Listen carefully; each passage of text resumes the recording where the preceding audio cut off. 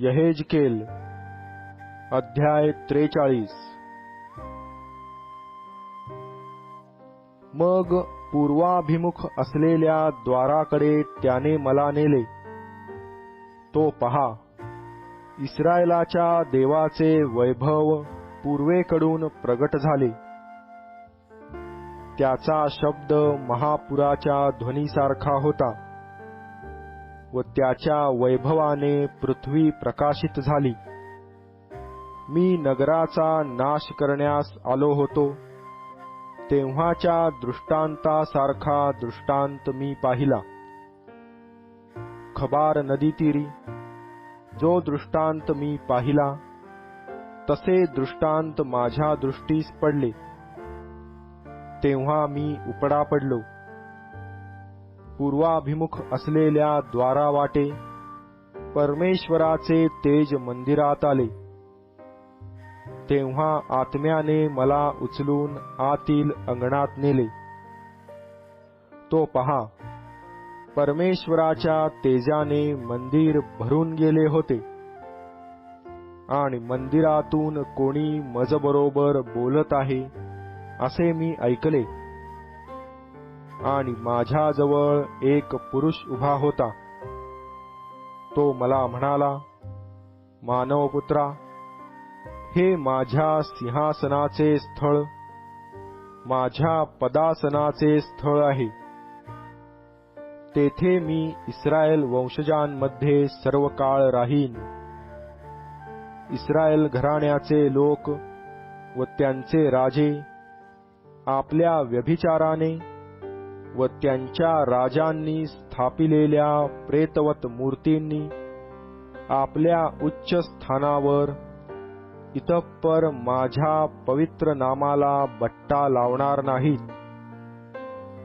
त्यांनी आपला उंबरठा माझ्या उंबरठ्या शेजारी, आपले द्वारस्तंभ माझ्या द्वारस्तंभा शेजारी उभारिले आणि माझ्या व त्यांच्यामध्ये केवळ एक भिंत होती।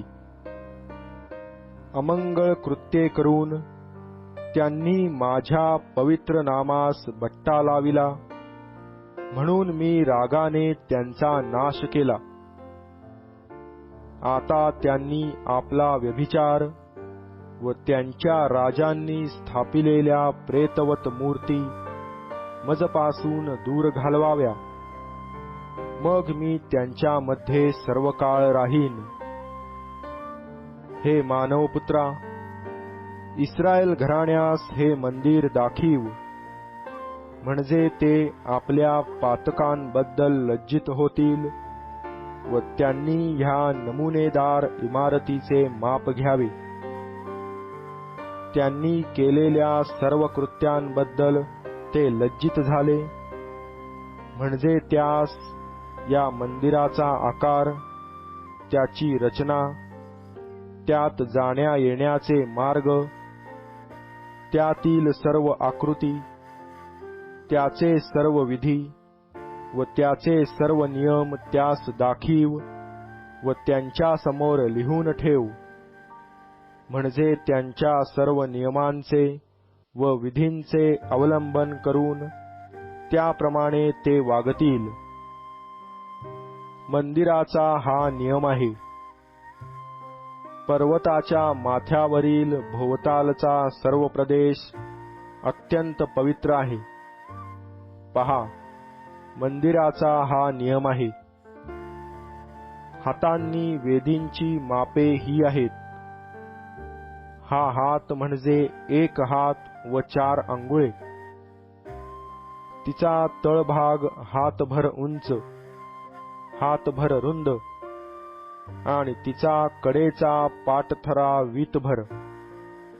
हा वेदीचा पाया। तिच्या तळभागापासून खालच्या बैठकीपर्यंत उंची 2 हात व रुंदी 1 हात आणि खालच्या बैठकीपासून वरच्या बैठकीपर्यंत उंची 4 हात व रुंदी 1 हात। वेदीच्या वरच्या भागाची उंची 4 हात, वेदीच्या अग्निकुंडाला लागून वर गेलेली 4 शृंगे होती. वेदीचे अग्निकुंड 12 हात लांब व 12 हात रुंद होते. ते समचौरस होते.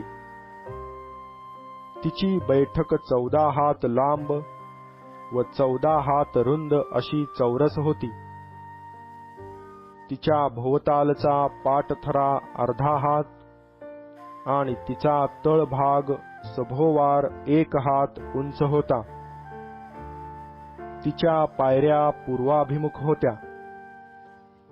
तेव्हा तो मला म्हणाला, मानवपुत्रा, प्रभू परमेश्वर म्हणतो, या वेदीवर होमार्पण करावे व रक्त शिंपडावे, म्हणून ती बांधून काढीतील. त्यानंतरच्या दिवसांचे तिजसंबंधीचे विधी हे: माझी सेवा करावयास मजसमीप येणाऱ्या लेवी वंशातला सादोकाच्या कुळातील याजक यास पापार्पण करण्यासाठी तू 1 गोऱ्हा दे, असे प्रभू परमेश्वर म्हणतो.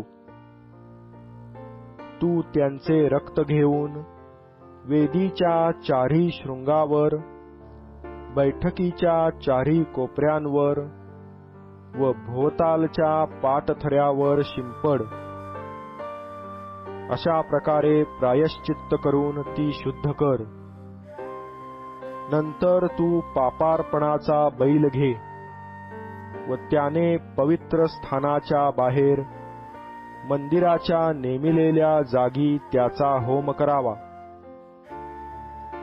दुसऱ्या दिवशी पापार्पण करण्यासाठी 1 निर्दोष बोकड घे. बैलाच्या होमाने जशी वेदी शुद्ध केली तशी यानेही केली पाहिजे. शुद्धीकरण संपले म्हणजे 1 निर्दोष गोऱ्हा व कळपातला 1 निर्दोष एडका अर्पण कर. तू ते परमेश्वरासमोर आण. मग याजक त्यावर मीठ टाकीतील व त्याचे हवन करून ते परमेश्वरास अर्पण करीतील. तू 7 दिवस रोज एका निर्दोष बकऱ्यांचे पापार्पण कर. 1 गोऱ्हा व कळपातील 1 निर्दोष एडका, हेही त्यांनी अर्पण करावे. याप्रमाणे 7 दिवस वेदीबद्दल प्रायश्चित्त करून तिची शुद्धी करावी. असा तिचा संस्कार व्हावा. या दिवसांच्या कार्याची समाप्ती झाल्यावर 8व्या दिवशी व त्यापुढे याजक तुमचे होमबली व तुमचे शांतिबली वेदीवर अर्पितील आणि मी तुम्हावर प्रसन्न होईन, असे प्रभू परमेश्वर म्हणतो.